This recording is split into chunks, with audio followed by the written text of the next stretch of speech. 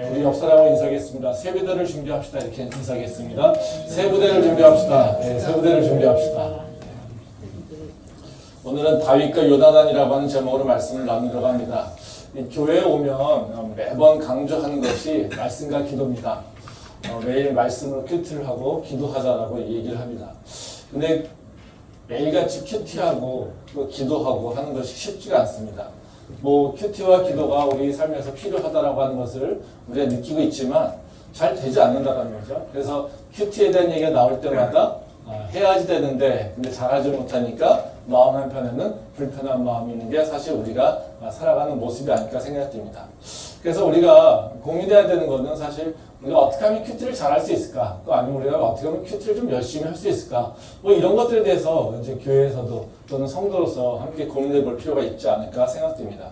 큐티는 대단히 능력이 있거나 뭔가 이런 사람이 하는 게 아니라 사실은 그냥 열심히 있고 또 큐티에 대한 중요성을 알면은 할 수 있지 않을까 이런 생각이 듭니다. 큐티를 이렇게 그 특성을 보게 되면요. 공부하는 거랑 비슷한 좀 특성을 갖고 있는 것 같아요. 우리가 공부를 잘하려면 열심히 해야 되잖아요. 그리고 공부를 잘하면 뭔가 나한테 미래에 좀 기회가 있을 것 같고 내 삶이 좀 변할 수 있을 것 같고 그런 생각이 든다는 거죠. 근데 이제 공부를 잘하면 나한테 좋은 건 알고 있지만 사실 잘 안 된다는 거죠. 그래서 우리는 공부에 대해서 생각하면 항상 뭔가 열심히 해야 되는데 잘 안 돼서 불편하고 또 잘하고 싶은데 잘 안 되니까 더 이렇게 마음이 아프고 이런 거라는 거죠. 근데 가끔 우리 학생들을 보게 되면 공부를 못 하다가도 또 공부를 열심히 하게 되고 공부에 새 마음을 갖게 되는 그런 학생들이 있습니다. 그런 학생들은 그 공부하는 태도도 바뀌게 되고 또 성적도 바뀌게 되고 삶도 바뀌게 되는 것을 우리가 보게 된다는 거죠. 그러면 그 친구들이 잘 안 되던 것들을 왜 바뀔까라고 하는 것의 과정을 보면 우리가 맨날 같이 고민하는 그 큐티도 좀 비슷하지 않을까 생각됩니다. 공부에 대해서 잘해야 된다라고 하는 그 책무 또는 책임감만 느끼는 부담이 되죠. 근데 이제 공부에 대한 재미를 느끼거나 공부의 효용성을 느끼게 되면 우리가 공부를 하게 되는 특성이 좀 있죠. 공부를 이제 안 하다가 하는 애들 같은 경우에 보게 되면 공부가 별 필요 없다가 아니면 공부가 그냥 내 목적만 내가 잘 되기 위해서 뭐만 하다가 공부를 하면서 이제 알게 되고 또 공부가 내 생활에 도움이 되고 또 이것이 내 삶에 뭔가 좀 영향력이 있을 것 같다, 영향을 미칠 것 같다라고 하는 생각이 들면 이렇게 불편하고 힘들고 하지만 공부를 하게 된다는 거죠. 그래서 공부의 효용성을 좀 알고 공부가 정말 중요하다라는 것을 내 삶에서 좀 이렇게 경험하게 되면 우리가 공부를 좀 더 잘할 수 있지 않을까라는 생각이 듭니다. 큐티도 마찬가지입니다. 공부랑 비슷하죠. 그 성경책을 봐야 되고 기도하는 거. 근데 이게 참 쉽지 않잖아요. 책 읽는 것도 귀찮고 또 이렇게 눈 감고 앉아서 무슨 말을 해야 될지도 모르는데 계속해서 기도해야 되는 거. 이것도 사실 편치 않다라는 거죠.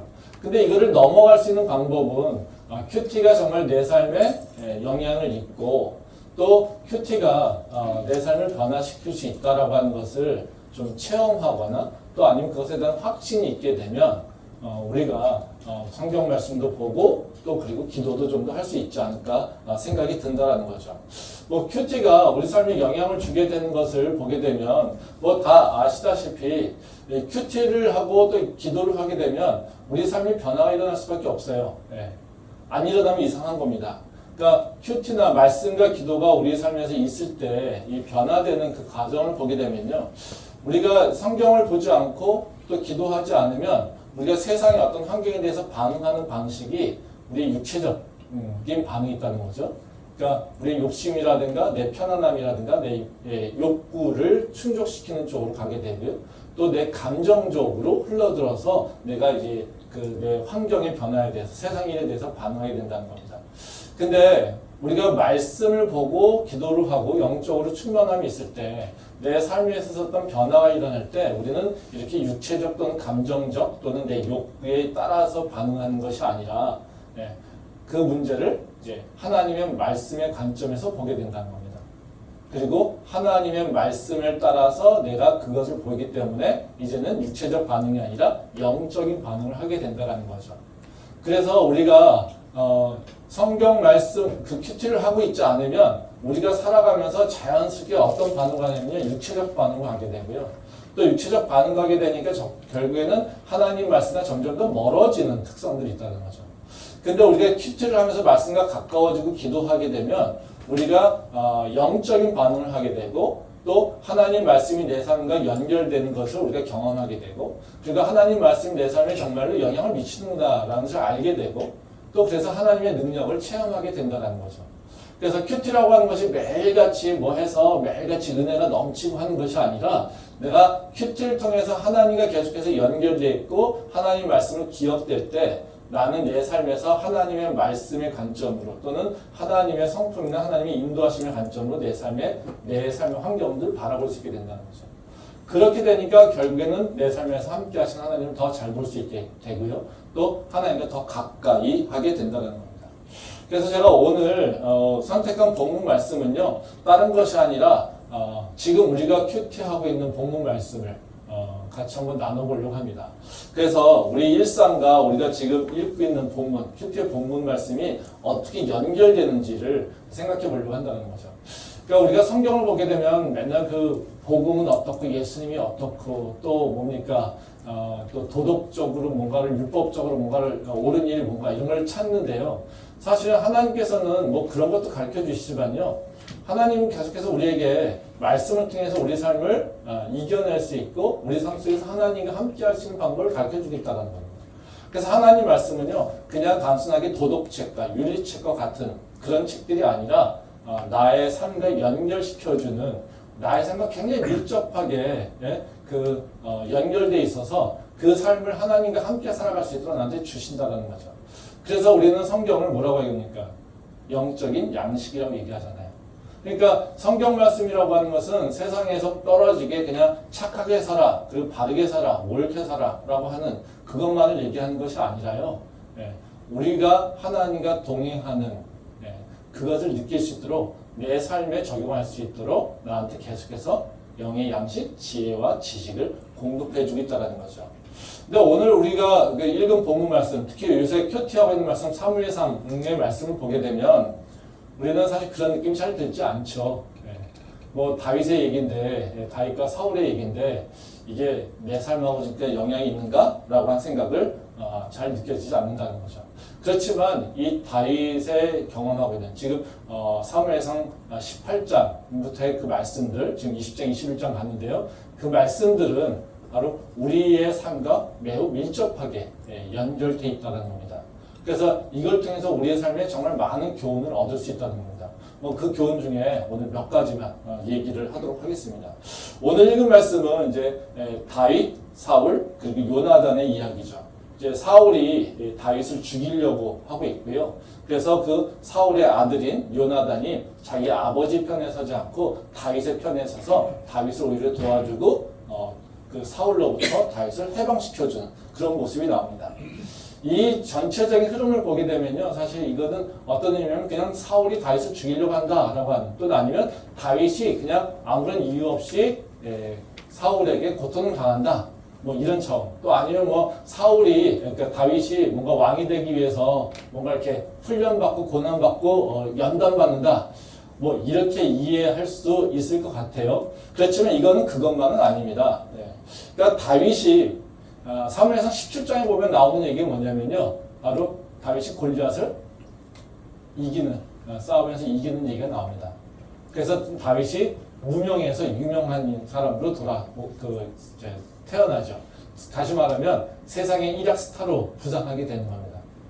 우리는 다윗을 생각하면 골리앗이라고 하는 것을 이겼다라고 하는 그 이미지가 굉장히 강하죠. 그래서 다윗은 어떤 존재입니까? 아무런 이름 없이 저 시골에서 모든 사람들에게 버림받아서 그냥 목동했던 자가 하나님의 능력을 받아서 돌팔매로 요 골리앗을 쓰러뜨려서 일약 스타가 되어서 이스라엘의 왕이 된 자. 뭐 이렇게 이해된다는 거죠. 근데 그 이후에 그 골리앗과 싸워서 이긴 이후에 18장부터 나오는 얘기는 어떤 얘기냐면요. 그 다윗의 그냥 일약 스타가 된 것이 아니라 다윗은 이미 왕이 될 만한 준비된 자였고 그 골리앗을 이긴 것은 그냥 우연인 것이 아니고 또 그 골리앗을 이긴 것이 우리 다윗의 인생에 있어서는 어떤 전환점인데 그거는 오히려 하나님께서 그 과정 속에서 이제는 사울로부터 다윗으로 그 왕권이 이전되고 있는 것에 대한 얘기를 하고 있는 거죠. 그래서 이 말씀은 그냥 단순하게 다윗이 스타가 됐어 이런 얘기가 아니라요. 그 다윗이 이미 준비되어 있는 자였어. 그리고 또 다윗과 같이 하나님과 함께 하는 자는 어떤 존재, 어떻게 살아가는 거야 라고 하는 것을 보여주고 있는 말씀이라는 거죠. 그래서 18장부터 이렇게 쭉 다시 한번 오늘 가서 읽어보시면요. 이 18장부터 20장에서 보면요. 계속 나오는 얘기가 뭐냐면 다윗과 사울을 비교합니다. 끊임없이 비교하고 있어요. 그리고 그 사이에 사람들이 끼는데요. 그때마다 항상 사람들은 다윗을 선택하게 됩니다. 그래서 그 사울은 끊임없이 겉모술수를 버리고 악한 일을 하며 자기의 욕구를 채우기에 자기 욕심을 채우기 위해 살아갑니다. 근데 다윗은 그렇게 살아가지 않는다는 거죠. 그래서 바로 이 18장부터 20장 그 사이의 말씀 이것은 다윗이 하나님의 함께한 자 그리고 하나님에서 준비된 자 그리고 왕위에 오를 만한 충분한 자격이 있는 자 그래서 하나님과 함께하는 자가 어떻게 세상에서 살아가는가에 대해서 설명하고 있는 말씀이 바로 이 말씀이라는 거죠. 이 말씀은 우리의 삶하고 되게 비슷해요. 많은 관계가 있습니다. 이 말씀에서 보게 되면 한번 이 말씀 우리의 삶과 연결시켜 보면요. 지금 다윗이 고난받고 있는 건 누구한테 고난받았겠습니까? 사울이요. 사울은 어떤 존재입니까? 다윗의 대적자가 아니라 다윗과 한편이에요. 다윗의 상관이라는 거예요. 다윗하고 한편이고요. 같이 자기의 그 왕이고요, 주군이고요. 또 이 그 사울의 명령을 따라서 다윗은 살아야 돼요. 그 자가 바로 다윗을 괴롭히고 있는 거예요. 우리는 이렇게 우리를 괴롭히고 있는 자라고 하면 다 어떤 생각을 합니까? 우리의 대적자, 뭔가 그러니까 우리를 우리랑 이렇게 적대적인 자들에 의해서 고통과 고난을 받는 걸 생각해요. 근데 한번 생각해 보세요. 우리가 정말 힘들어하는 이유가 뭡니까? 골리앗과 같은 저 반대편에 있는 사람들인가요? 아니요, 대부분 친구, 가족, 아니면 동료, 아니면 직장 상사. 다 어디예요? 같은 편에 있는 사람들이에요. 우리랑 경쟁하는 사람이 아니라요. 되게 우리 주변 사람 때문에 우리는 힘들어해요. 내 직장 동료가 나랑 같은 편에 있잖아요. 그렇죠? 근데 우리 직장 동료 때문에 힘들잖아요. 내 친구, 같은 클래스메이트가 나를 괴롭혀서 힘들잖아요. 그렇죠? 아니, 지금 다윗이 블레셋에 의해서 고통당하는 게 아니라 누구예요? 자기랑 한편 먹은 그리고 자기가 정말로 그 위에서 싸우고 있는 사울 그 자들을 위해서 지금 그 자리에 의해서 고통을 받고 있다는 거죠. 또 다윗이 지금 문제가 있습니까? 잘못하고 있어요. 다윗 생각이 나는 엄청 사울한테 잘못했어. 그래서 그 사울이 내가 사울한테 잘못하니까 사울이 그것 때문에 나를 계속해서 핍박해. 지금 이런 상황입니까? 아니죠. 사실 우리가 주변 사람들과 충돌이 있어서 고통당할 때 우리는 어떤 생각이 듭니까? 난 별 문제가 없는데 저 사람이 나빠가지고 나를 괴롭혀. 그렇지 않습니까? 나는 별 문제가 없어. 나는 크게 대단히 잘못한 게 없어. 나는 크게 뭔가 얻으려고 하고 욕심부리지 않고 내가 뭔가 대단한 실수도 않고 잘못한 게 없는데 저자가 나를 괴롭혀. 사실 이런 거 문제죠. 지금 다윗이 겪고 있는 문제는 엄청 다른 세상의 얘기가 아니라 실제적으로 우리가 겪고 있는 환경과 똑같아요. 내 가까운 사람, 내가 지금 위에서 일하고 있는 사람, 그리고 나는 크게 그 사람한테 악한 마음도 품지도 않고 잘못한 것도 같지 않은데 그 사람은 나를 미워해. 괜히 미워해서 나를 지금 힘들게 해. 바로 이 상황이라는 거죠. 그래서 이거는 절대로 이 사무엘상은 우리가 그냥 겉으로 읽어보면 우리의 삶과 전혀 다른 정말 그 왕 되는 사람들의 이야기가 같이 보이지만 엄청 믿음 좋은 사람들이 이긴 것 같지만 사실 그가 겪고 있는 문제는 지금 이 시대에 내가 겪고 있는 문제와 너무나도 똑같은 모습의 문제를 지금 경험하고 있다는 거예요. 그럼 이걸 깊이 묵상하면 내 삶에 도움이 될까요? 도움이 안 될까요? 도움이 되겠죠. 네. 그게 큐티의 능력입니다. 그러니까 큐티를 하게 되면요, 성경을 통해서 내 삶을 다시 돌아볼 수 있고요. 그 성경을 통해서 하나님께서 주신 교훈을 통해서 내 삶에서 일어나고 있는 문제들에 대한 해답을 찾을 수 있는 지혜가 있게 된다는 거죠.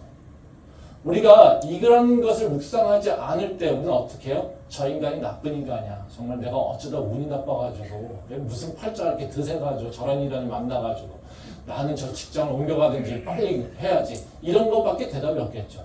아, 나는 저 인간한테 악을 행하지도 않고 저 인간을 해하려고 하지도 않고 나는 그저 내가 할 일 내가 열심히 하고 있는데 저 인간은 나를 왜 못 잡아먹어서 난릴까? 예. 아, 저 인간 어떻게 저거 해결하지? 이런 생각밖에 할 수밖에 없겠죠. 근데 그 생각이 아니라 하나님께서 나에게 주시는 교훈이 뭘까를 생각해서 그 문제를 해결할 때는 우리가 믿는 사람으로서 세상 사람과 완전히 다른 육체적 해법이 아니라 영적인 해법을 찾을 수 있는 바로 그런 지혜가 있을 수 있게 된다는 거죠. 그래서 큐티라고 하는 것은요, 성경 말씀을 묵상하고 기도한다라고 하는 것은요, 그냥 우리가 종교적 행위로서 살아가는 것이 아니라 내 삶에서 정말로 내 삶을 지혜롭게, 그리고 내 삶을 정말 하나님 주신 축복을 누리게 충분한 그 길로 인도할 수 있는 길이라는 거죠. 그러게 우리가 큐티를 다시 한번 생각해 보시고요. 말씀을 보는 그런 그 생각과 그 태도가 좀 바뀌면 좋겠습니다. 그래서 오늘은 이제 이 다윗의 얘기를 통해서 우리 일상에서 이해가 안 되는 고난을 겪고 있을 때 우리가 어떻게 해야 되는지 그 부분에 대해서 좀 생각을 해보려고 합니다.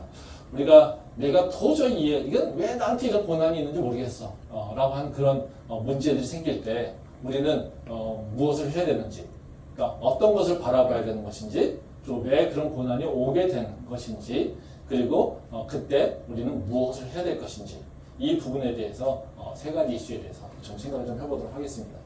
첫 번째로요, 우리가 생각하기에 이해가 되지 않는 고난이 나한테 찾아와서 나를 힘들게 할 때 나는 어떻게 해야 될까?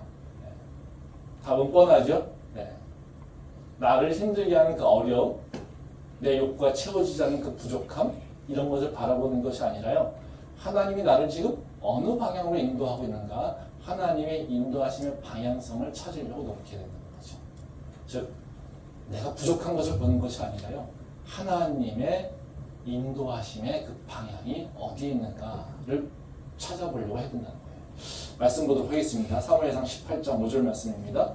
다윗은 사울이 보내는 곳마다 가서 지혜롭게 행하매 사울이 그를 군대의 장으로 삼았더니 온 백성이 합당히 여겼고 사울의 신하들도 합당히 여겼더라.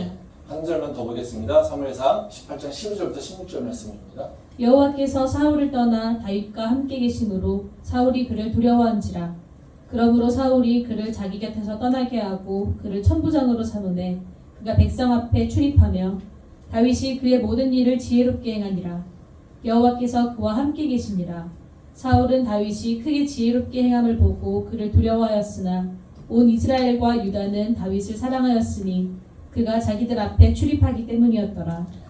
이 말씀은 이제 다윗이 고난받는 이유를 잘 보여주고 있습니다. 그러니까 다윗이 지금 고난을 당하게 되는 이유는요, 하나님이 다윗을 축복하지 않았기 때문에, 또는 하나님이 다윗을 저주하기 때문에 그런 것이 아니라 오히려 하나님이 다윗을 축복하고 있기 때문에 오게 되는 고난이라는 거죠.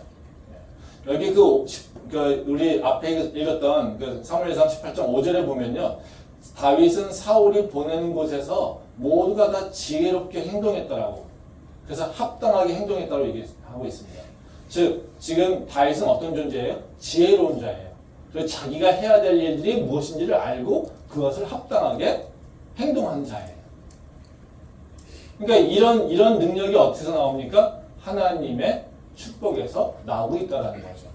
또 뒤에 보면 18장 12절과 16절 말씀에 보면 다 뭐라고 합니까? 그 가장 사울이 다윗을 핍박하는 이유는 뭐냐면요, 사울이 다윗을 두려워했기 때문입니다. 거기 보면 12절 말씀을 보면요, 여호와께서 사울을 떠나 다윗과 함께 계심으로 사울이 그를 두려워한지라. 사울이 뭘 느끼고 있는 거예요? 다윗을 보면서 전원이 하나님의 축복을 갖고 있네 라는 거예요. 근데 나는 전원보다 하나님의 축복을 누리고 있지 못하고 있네. 좀 내가 저 다윗보다 하나님의 사랑을 못 받으면 내가 혹시 버려지지 않을까라고 하는 그 두려움 때문에 지금 다윗을 핍박하고 있다는 거예요. 이 말씀에서 보게 되면요, 계속해서 나오는 얘기가 다윗과 사울은 좀 다르죠. 다윗은 하나님과 함께함으로 지혜롭고 합당한 모습으로 세상 사람들에게 인정을 받고 있는 모습이에요. 사울은요, 하나님한테 범죄하여서 자신이 하나님에게 사랑받고 있다라고 하는 것, 축복받고 있다라는 것에 대한 확신이 있지 않아요. 자기가 왕위에 있지만 그 왕위에 있는 것 자체가 두렵고요. 자기가 왕위를 지키고 있지만 그 왕위를 지킬 수 있는 자신이 없기 때문에 바로 그 자기보다 뛰어난 또 자기보다 훌륭하게 인정받고 있는 다윗에 대해서 두려움을 느끼고 있는 겁니다. 그러니까 내 왕위를 지키기 위해서 자신이 해야 될 일은 하나님한테 다시 회개하고 그 죄를 회개하는 것이 아니라 오히려 저 올라오고 있는 다윗을 빨리 없애버려야 된다는 거예요. 이게 바로 사울이 다윗을 핍박하는 이유라는 것이죠. 여기에 보게 되면 다윗은 고난받아야 될 이유가 세상적인 이유는 하나도 없습니다. 그렇죠? 근데 뭐 때문에 받고 있습니까? 하나님의 축복 때문에 받고 있다는 거죠. 근데 여기 다윗의 삶의 모습을 보게 되면요, 이 고난과 어려움만 있는 것이 아니라 아까 지금 말씀하신 대로 뭐가 있습니까? 하나님의 인도하심도 있어요. 즉 사울이라고 하는 존재가 워낙 크기 때문에 지금 다윗은 어떤 모습이에요? 쫓겨다니고 왕한테 미움을 당하고 죽임을 당하는 위협을 당하는 모습이에요. 근데 그 한편에 똑같은 모습으로 뭐가 존재합니까? 그 사울보다 더 강하게 일어나는 하나님이 주시는 지혜와 주변 사람들의 인정과 그 능력들이 드러나게 된다는 거죠. 그러면 지금 나타나는 분명히 다윗은 어때요? 고통받고 있고 고난당하고 있어요. 그리고 왕 앞에 나갈 수도 없고 자유롭게 움직이지도 못해요. 굉장히 어렵고 힘든 상황이겠죠. 근데 그 상황을 보게 되면요, 어떻습니까? 한편에는 고난도 있지만 또 다른 한편에서는 뭐가 있습니까? 하나님의 축복과 인도하심이 있다는 거예요. 우리가 육체적으로 이걸 반응하면 어떻게 이해할 수 있을까요? 아, 다윗 정말 불쌍한 존재야. 야, 저는 열심히 잘하고 있는데 저 왕한테 되게 욕먹네. 저 왕한테 되게 저 미움받고 있네. 아우, 저거 어떻게 불쌍해서. 이런 거죠. 그렇죠? 근데 오히려 하나님은 계속해서 뭘 얘기하고 계시냐면요, 야 다윗아, 너는 내가 너와 함께하고 있어. 이걸 끊임없이 고난 가운데서도 다윗에게 말씀하고 있다는 거죠. 우리가 아무런 이유가 없이 고난받고 있다라고 생각할 때 우리는 뭘 찾아야 되냐면요, 하나님의 인도하심이 무엇일까를 좀 봐야 되는데, 그것은 어떤 거냐면요, 고난의 상황도 있지만 나에게 주신 하나님의 축복이 어느 쪽에 있는가, 또 그 축복이 어떻게 이루어지고 있는가도 봐야 되는 거예요. 즉 내 삶에는 항상 하나만 있지 않아요. 끊임없이 고통만 연결되는 것이 아니라요, 하나님이 우리를 사랑하시기에 하나님께서 우리를 인도하신 것이 있다라는 거죠. 그래서 지금 다윗은 뭐가 있습니까? 사울에게는 욕을 먹고 있지만 또 다른 한편은 어떻게 해요? 백성들에게는 인정을 받고 있고요. 또 자신이 해야 되는 그 책무를 할 수 있도록 바로 축복과 지혜를 받고 있다는 거죠. 그래서 하나님에게 형통함을 받는 자, 하나님의 마음과 합당한 자들은요, 바로 그냥 고난만 받는 것이 아니라요, 그 안에서 하나님께서 주시는 은혜와 그 인도하심이 있다는 거죠. 요셉의 모습도 마찬가지죠. 형들에게 팔려가서 애굽의 종살이 살고 있고 하는데, 그리고 또 종살이 열심히 했는데 보디발 장군의 아내가 억울하게 요셉을 그 응모해가지고 감옥에 보내죠. 근데 성경은 그때 그 모습을 뭐라고 하냐면요, 하나님이 요셉과 함께 하시더라 이렇게 얘기했다는 거예요. 무슨 얘기입니까? 고난 중인데, 우리가 보기에 고난이 중인데 요셉은 어떻게 해요? 지금 하나님의 축복과 보호하심을 받고 있다는 것이죠. 그래서 우리가 육체적으로 내 삶에 반응하지 않는다는 건 어떤 거냐면요, 내가 육체적인 부족함, 불편함 이것만을 가지고 내가 안달복달하며 사는 것이 아니라요. 이 고난 가운데도 분명히 하나님께 주시는 축복과 인도하심이 있다는 거예요. 그래서 바로 이 축복과 인도하심이 무엇인지 그걸 통해서 어떤 것을 나에게 원하시는 것인지 어떻게 인도하실 것인지를 내가 알 수 있다는 거예요. 적어도 다윗은 지금 알 수 있습니까? 아, 사울이 나를 미워해? 하지만 나는 내가 잘못한 건 없어. 그리고 나한테 하나님께서 지금 나한테 계속해서 나를 이끌어 주시겠어. 왜냐하면 나는 주변 사람들 중에 인정받고 있고 내가 해야 될 일을 지금 하고 있고 내가 그 고난 때문에 무너져서 적어도 범죄하고 있지는 않아 라고 하는 것, 이것이 있다라고 하는 겁니다. 그러기에 다윗은 바로 하나님의 그 축복을 기억할 때 바로 하나님을 저버리는 것이 아니라 고난에 굴복하는 것이 아니라 우리가 다윗이 마땅히 가야 될 길을 갈 수 있다는 것입니다. 우리의 삶도 마찬가지죠. 우리의 삶도 똑같습니다. 하나님께서 우리의 삶을 변화시키고 하나님의 그 축복의 길을 인도할 때는 분명하게 고난이라고 하는 건 존재하고요. 또 축복이라고 하는 것도 존재해요. 그냥 매일같이 하나같이 그냥 한쪽 방향으로만 존재하지 않습니다. 지금 다윗에서도 다윗을 왕으로 세우기 위해서 하나님께서는 다윗에게 고난도 허락하시지만 또 축복도 허락하시는 건 마찬가지로 우리의 삶을 성장시키고 우리의 삶을 더 좋게 만드시기에는 고난도 있지만 또 다른 한편에서는 하나님께서 계속해서 나의 삶을 유지하고 또 성장시킬 수 있는 그 배양분이 될 수 있는 그 축복들을 인도하심을 계속해서 공급해주고 있다는 거예요. 아멘. 그래서 우리는 어떤 걸 보고 사는 겁니까? 축복을 바라보면서 희망을 놓지 않고 사는 거예요. 바로 우리가 살아야 될 일이 바로 그런 거라는 거죠. 그래서 다윗이 보여주는 것과 마찬가지로 고난 가운데도 분명히 하나님의 축복이 있다는 것을 알고 우리는 축복을 붙잡고 축복이 이끌어가는 방향을 갈 수 있도록 내가 그것을 찾아내는 것이 바로 우리가 해야 될 일이라는 겁니다.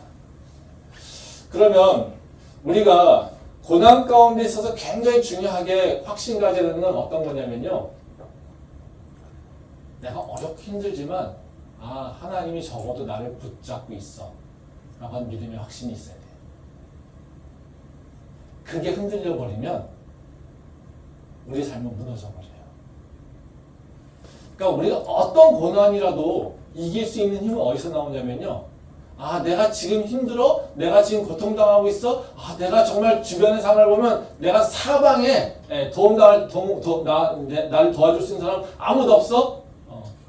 그럼에도 불구하고 우리가 살아갈 수 있는 힘이 나오는 이유는요. 그래도 하나님은 나를 붙잡고 있어. 그래도 하나님은 나와 함께하고 있어. 라고 하는 것에 대한 확신이 있어야 된다. 지금 다윗이 살아갈 수 있는 이유는 바로 그런 거라는 거죠. 그러면 문제는 뭡니까? 우리가 어떻게 고난 가운데 하나님이 나와 함께하고 있다라고 하는 확신을 느낄 수 있을까? 또 아니면 그런 믿음을 가질 수 있을까? 이거의 문제인 거죠. 그렇죠? 다른 것이 아닙니다. 대단한 확신, 믿음의 그 절대적인 뭔가 이렇게 엄청난 믿음, 뭔가 모든 고난을 나는 끝까지 이길 거야. 베드로가 얘기하는 것처럼 예수님 당신이 고난 당하면 내가 가만히 안 있을 거예요. 그래서 칼을 꺼내는 그런 믿음이 아니라요. 되게 간단합니다. 하나님의 사랑을 내가 기억하는 거예요. 하나님께서 나를 사랑하신다고 했는데 하나님께서 나를 분명히 사랑하시는데 그 하나님의 사랑을 기억하는 거예요. 그것이 바로 우리가 해야 될 전도예요. 말씀 한번 보도록 하겠습니다. 사무엘상 20장 30절부터 34절 말씀입니다. 사울이 요나단에게 화를 내며 그에게 이르되 폐역무도한 계집의 소생아, 내가 이새의 아들을 택한 것이 네 수치와 네 어미의 벌거벗은 수치됨을 내가 어찌 알지 못하랴. 이새의 아들이 땅에 사는 동안은 너와 네 나라가 든든히 서지 못하리라. 그런즉 이제 사람을 보내어 그를 내게로 끌어오라. 그는 죽어야 할지니라 한지라. 요나단이 그의 아버지 사울에게 대답하여 이르되 그가 죽을 일이 무엇이니이까? 무엇을 행하였나이까? 사울이 요나단에게 단창을 던져 죽이려 한지라. 요나단이 그의 아버지가 다윗을 죽이기로 결심한 줄 알고 심히 노하여 식탁에서 떠나고 그날의 둘째 날에는 먹지 아니하였으니 이는 그의 아버지가 다윗을 욕되게 하였으므로 다윗을 위하여 슬퍼함이었더라. 네. 이 말씀은 뭐냐면요. 이제 요나단이 다윗을 위해서 행한 일을 보여주고 있어요. 이제 요나단이 다윗한테 그런 얘기 합니다. 야, 우리 아버지는 널 죽이지 않을까? 했더니 다윗이 아니야, 너희 아버지는 나 죽일 것 같아.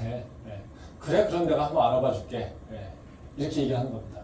그래서 지금 요나단이 다 사울에게 나가가지고요. 얘기하고 있어요. 아, 사울이 분명히 그 다윗을 찾을 텐데, 그 찾을 때 요나단이 사울한테 그런 겁니다. 아, 내가요, 그 다윗을요, 고향에 보냈어요. 제사 지내야 된대요. 그래서 고향에 보냈어요. 그렇게 얘기했어요. 그것을 때 사울의 반응을 보고서 이제 사울의 마음을 알겠다는 거죠. 그랬더니 사울이 어떻게 해요? 엄청나게 화를 냅니다. 그러면서 뭐 합니까? 이 요나단에 대해서 저주를 퍼붓니다, 지금. 그렇죠? 이제 그거를 보고서 요나단이 이제 사울의 마음이 다윗을 진짜 죽이려고 하는 거구나. 그리고 와가지고 다윗에게 이제 당신의 우리 그 아버지 사울이 너를 죽이려고 하니까 빨리 도망가. 이러고 이제 화를 쏴가지고 알려주게 된다는 것이죠. 이 말씀을 보면 이제 하나님이 우리를 어떻게 인도하시는가를 좀 알 수가 있어요. 하나님이 우리를 인도하시는 방법의 중요한 특성이 두 가지가 있는데요. 하나는 뭐냐면요. 사람을 통해서 일하신다는 거예요. 지금 다윗을 구원하시는데 어떻게 합니까? 요나단이라는 사람을 통해서 지금 이끌고 있어요. 뭐 제 생각에는 그냥 골리앗을 쳐 죽이는 것처럼 사울도 그렇게 다윗이 쳐 죽일 수 있는 능력을 주시거나 그 기회를 주시면 너무 이렇게 드라마틱하고 재밌을 것 같은데요. 근데 그렇게 하지 않으세요. 그러면 또 우리가 생각하기에 다윗은 가만히 있어도 막 기도하니까 하나님께서 야, 이 사울 나쁜 놈아. 그래서 자고 있는데 너 죽게 하고 뭐 누군가가 의해서 뭔가 전쟁에 나가서 이렇게 쳐 죽임을 당하고 뭐 이렇게 막 하나님이 초자연적인 뭔가 이렇게 역사를 일으켜서 사울을 처단해 주시면 우리는 얼마나 기뻐요. 그렇죠? 야, 역시 하나님 살아계셔. 저 사울이 나쁜 짓을 많이 하니까 사울이 아무것도 안 하고 참고 기다리고 있는데 하나님께서 초자연적으로 사울을 죽여버리셨네. 야, 얼마나 멋져요, 하나님. 그렇죠? 근데 그런 일 안 일어난다는 거예요. 오히려 어떻게 해요? 요나단을 통해서 피할 길을 예비하고 있다는 거죠. 그래서 사울에게 뭘 보내주십니까? 도움자를 보내주신다는 거죠. 하나님께서 우리한테 항상 도움자를 보내주십니다. 사람을 통해서 또 우리가 어디로 가야 될지를 계속해 인도해 주시고요. 우리가 피할 길을 어떤 방식이든 성령께서 역사하시다 아니면 사람을 통해서 역사하게 된다는 거죠. 이것이 바로 하나님께서 행하시는 하나의 특성이에요. 또 다른 특성 하나가 뭐냐면요. 그 인도하심 속에서 우리한테 기대하는 건 뭐냐면요. 나타내는 건 뭐냐면 다른 것이 아니라 하나님의 사랑을 드러내고 있어요. 말씀 한번 보겠는데요. 사무엘상 20장 17절부터 18절 말씀입니다. 다윗에 대한 요나단의 사랑이 그를 다시 맹세하게 하였으니 이는 자기 생명을 사랑함 같이 그를 사랑함이었더라. 요나단이 다윗에게 이르되 내일은 초하루인즉 내 자리가 빔으로 네가 없음을 자세히 물으실 것이라. 이제 이 말씀은 이제 요나단의 특성에 대해서 이제 보여주고 있는 말씀이죠. 그러니까 요나단이 에 대해서 설명할 때 뭐라고 하냐면요. 다윗을 자기 생명을 사랑한 같이 그를 사랑했다고 얘기하고 있어요. 엄청난 거죠. 그러니까 요나단이 되게 마음이 좋았다, 사랑이 많았다, 지혜가 있었다, 뭐 이런 걸로 요나단을 설명하고 있지 않아요. 지금 성경에서 요나단이 설명하고 있는 건 뭡니까? 그가 다윗을 사랑했어. 자기 생명을 사랑하듯이 다윗을 사랑했어. 이건 다시 말하면 무슨 얘기겠어요? 다윗이 요나단을 통해서 뭘 느꼈을까요? 그 사랑이라고 하는 것을 느꼈던 거예요. 저자가 아버지의 아들인데 내가 저 아버지, 자기 아버지하고 싸워서 내가 이기게 되면 요나단이 위험할 텐데. 그렇죠? 요나단이 자기 다윗을 지키는 것을 알고 있으면 분명히 사울이 요나단에 대해서 해코지를 할 텐데. 이걸 알고 있어요. 그럼에도 불구하고 요나단이 다윗을 사랑하는 마음으로 다윗의 생명을 구원하기 위해서 노력하고 있다는 거죠. 그러니까 그 상황을 다 알고 있는 다윗이 요단을 통해서 지금 경험하고 있는 건 뭡니까? 사랑이라는 거예요. 그래서 우리가 어떤 하나님의 도움을 받고 있고 하나님의 인도하심을 받고 있을 때 우리가 확인해야 되는 건 뭐냐면요. 그 안에 하나님의 사랑하심이 있는가라고 하는 것에 대해 생각을 해봐야 돼요. 그냥 다른 사람이 나한테 좋은 말, 도와준다는 말, 이 말로 하는 것이 아니라요. 하나님께서 분명히 사람에게 역사하시는데, 근데 그 사람이 뭔가 능력이 있고 대단한 것이 있는 것이 아니라 그 사람과 나하고의 관계 맺음이, 사랑의 관계 맺음이 있을 수 있느냐에 따라 달려있다는 거죠. 그래서 우리는 그 사람을 통해서든 그 일이 진행되는 과정을 통해서 뭐를 경험할 수 있게 되냐면 하나님께서 사랑한다라고 하는 것을 우리가 느낄 수 있게 하신다는 거예요. 사랑이라고 하는 것은 이제 우리가 이 땅에서 살아가는 동안에 있어서 우리의 힘의 원동력입니다. 사실은요. 그러니까 그냥 우리가 사랑한다라고 하는 걸 계명 또는 규율로 얘기하는데요. 우리가 하나님 이 땅에서 우리가 살아갈 때 내 마음 가운데 어떤 이유든지 간에 누구에든지 간에 내 마음에 사랑하는 마음이 있을 때 나는 힘을 얻을 수 있다는 것이죠. 그래서 하나님이 우리랑 사랑하게 되고 또 우리가 주변 사람과 사랑하고 연합할 때 우리는 어려움을 극복할 수 있어요. 즉 내 삶 속에서 어떤 어려움이 와도요, 내 삶이 절대 깨지지 않는 상황이 어떤 상황이냐면요, 그 사랑의 삼각관계가 잘 맺어져 있으면 된다는 거죠. 다시 말하면 나와 하나님과의 사랑의 관계가 맺어지고요, 그리고 내가 주변 사람들과 사랑의 관계가 맺어져 있을 때, 이때 어떤 일이 일어나면 모든 고난에서 내가 이길 수 있는 힘이 생긴다는 거예요. 그래서 그 사랑이라고 하는 것이 내 마음속에 어떤 식이든지 간에 가지고 있고 그 사랑을 믿고 있을 때 우리는 세상을 이길 수 있다는 거죠. 요새 그 관계 맺음이라고 하는 것에 대한 얘기를 많이 하잖아요. 그래서 예전에는 여러 사람들과 다양한 관계를 맺는 것이 우리의 삶을 건강하게 한다고 얘기합니다. 근데 요새 나오는 연구들은 또 반대로 그런 얘기합니다. 관계의 양이 중요한 것이 아니라 얼마나 친밀하게 관계의 질이 중요하다는 겁니다. 네가 많이 없어도 어떻게 한 사람과 정말로 친밀한 사랑의 관계가 형성되어 있다면 너는 살 수 있는 힘이 있다는 거죠.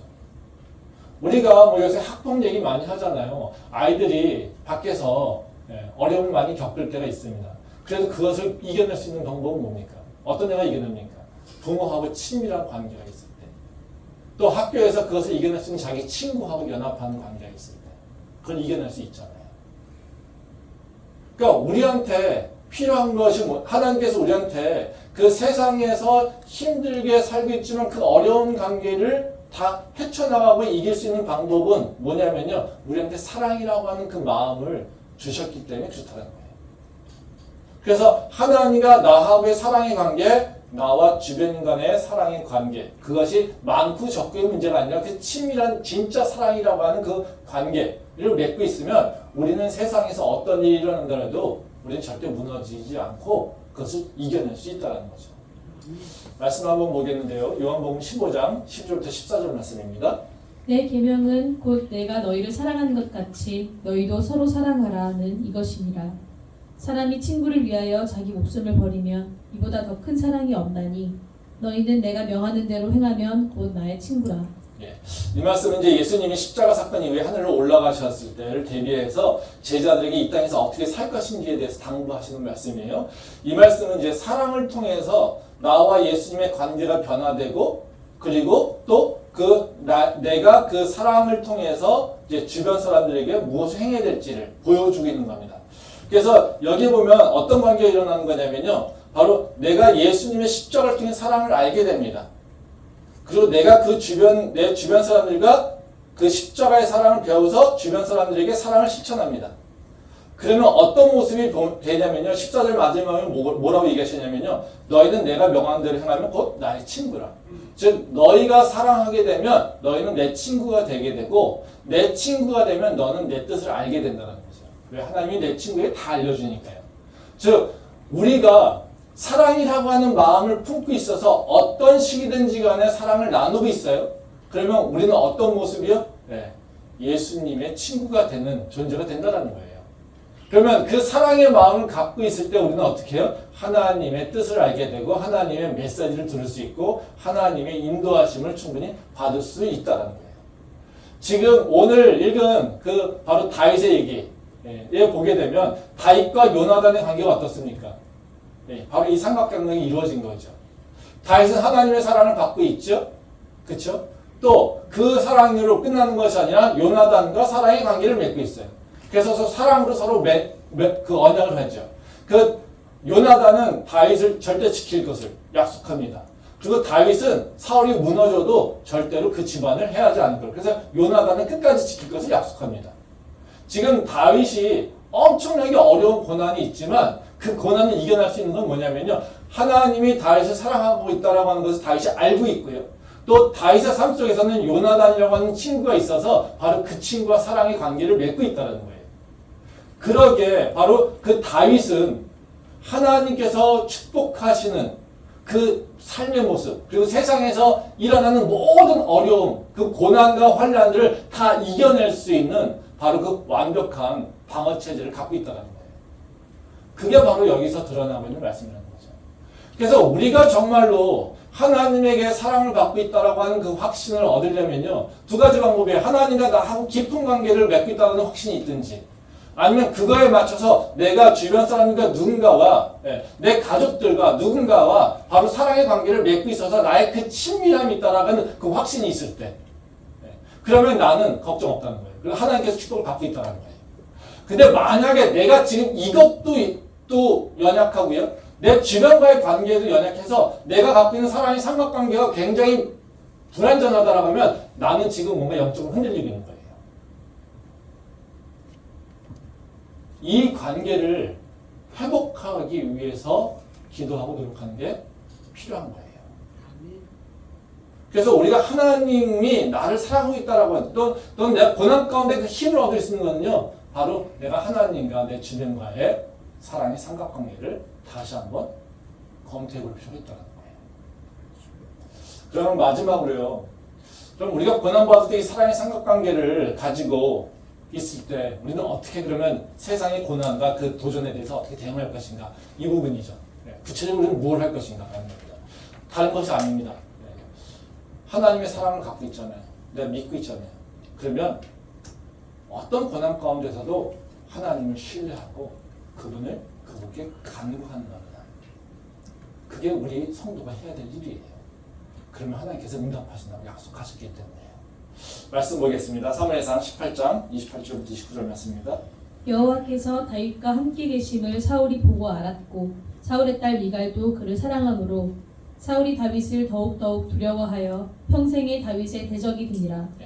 이 말씀은 이제 다윗이 받고 있는 고난의 특성에 대해서 잘 보여주고 있는 겁니다. 이제 다윗이 사울에게 고난을 당하는 이유는 다른 것이 아니라 뭐라고 합니까? 다윗이 하나님과 함께하고 있기 때문에 이거예요. 즉 다시 말하면 다윗이 하나님에게 속한 자로서 하나님의 사랑을 받고 있으니까 주변 사람들에게 시기를 받고 있다는 거예요. 그래서 이제 사무엘상 18장에 나오는 얘기가 전체적으로 무슨 얘기냐면요, 사울의 왕위가 이제는 다윗에게로 옮겨가고 있는 거예요. 그러니까 세상에 속한 이 사울은 뭘 두려워합니까? 뺏길까봐 다윗을 핍박하게 되는 거죠. 하나님께서 우리를 사랑하시면 우리한테 뭘 주실까요? 좋은 것을 주시겠죠. 근데 이 좋은 것들은 대부분 누가 갖고 있을까요? 세상에 속한 것이 있고요. 또 세상이 가진 것이 있고요. 어쨌든 어둠의 영들이 싫어하는 것은 하나님이 나하고 관계가 온전해지고 강력하게 맺어지는 것을 싫어하겠죠. 그러면 내가 하나님의 역사하심을 경험하며 하나님의 그 더 큰 능력을 행함으로써 세상에 빛과 소금된 자로 사는 것, 이것 자체를 막겠죠.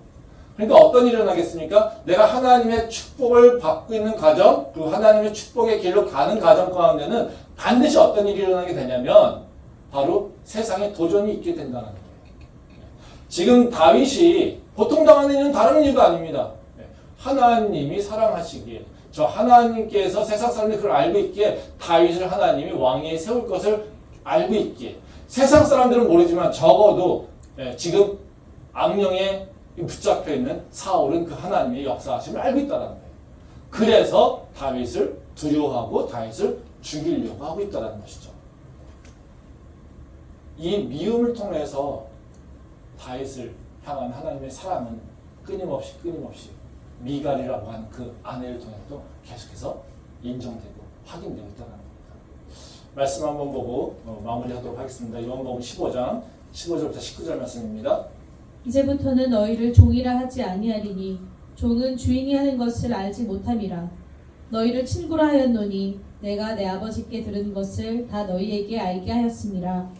너희가 나를 택한 것이 아니요 내가 너희를 택하여 세웠나니 이는 너희로 가서 열매를 맺게 하고 또 너희 열매가 항상 있게 하여 내 이름으로 아버지께 무엇을 구하든지 다 받게 하려 함이라. 내가 이것을 너희에게 명함은 너희로 서로 사랑하게 하려 함이라. 세상이 너희를 미워하면 너희보다 먼저 나를 미워한 줄을 알라. 너희가 세상에 속하였으면 세상이 자기의 것을 사랑할 것이나 너희는 세상에 속한 자가 아니요 도리어 내가 너희를 세상에서 택하였기 때문에 세상이 너희를 미워하느니라. 예. 아까 말씀드린 이 말씀 예수님이 제자들에게 이 땅에서 어떻게 살아갈 것인지에 대해서 설명하시는 말씀이라고 얘기했죠. 여기 보면 중요한 게 뭐냐면요. 예수님이 제자들을 먼저 선택하셨다라고 말씀하시는 거예요. 그러니까 예수님이 먼저 선택하셔서 이제 제자들이 하나님의 사랑을 받고 있다는 거예요. 근데 이걸 세상이 알고 있어요. 그러니까 세상이 예수님을 미워한 것과 마찬가지로 세상은 제자들도 미워하게 된다는 겁니다. 그래서 이렇게 너희가 나한테 택함을 받아서 나와 함께 사랑의 관계를 유지할 때 세상은 가만히 있는 것이 아니라 예수님을 미워한 것처럼 우리도 미워하게 된다는 거예요. 그래서 우리한테 뭐예요? 우리를 도전하고 미워하고 핍박하게 된다는 거죠. 그럼 그때 너희는 뭘 해야 되느냐? 걱정하지 마, 두려워하지 마. 거기 16절의 핵심적 말씀이죠. 너희가 나를 택한 것이 아니라 내가 너희를 택해 세웠나니 이는 너희로 가서 열매를 맺게 하고 너희 열매가 항상 있게 하려 한다. 그러니까 너희는 내 이름으로 아버지께 무엇이든 구해라. 그럼 내가 너한테 인도할 거야. 너한테 응답할 거야. 이겁니다. 근데 다시 말하면 무슨 얘기예요?